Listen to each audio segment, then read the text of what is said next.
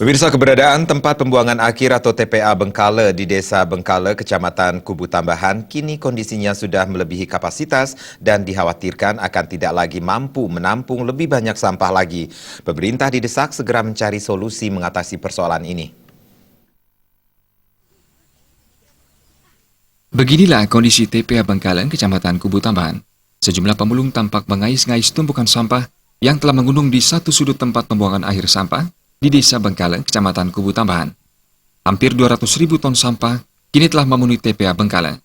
Lahan TPA yang seluas 4,8 hektar tersebut kini overload dan dalam waktu dekat sudah tidak mampu lagi untuk menampung sampah.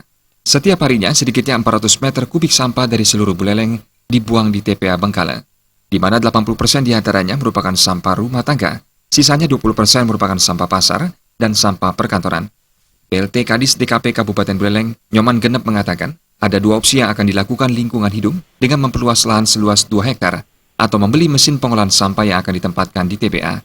Kini untuk mengurangi volume sampah di TPA Bengkala, DKP Buleleng berupaya mengolah sampah organik menjadi pupuk organik. Sekarang ini sedang kondisinya ada penuh, hampir overload.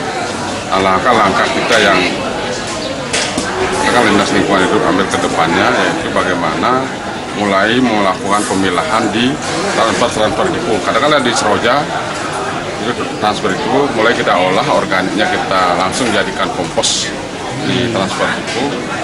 Demikian juga nantinya di transfer depo Kaliasem kita coba mulai kurangi sampah yang masuk ke TPA melalui pengolahan di transfer depo.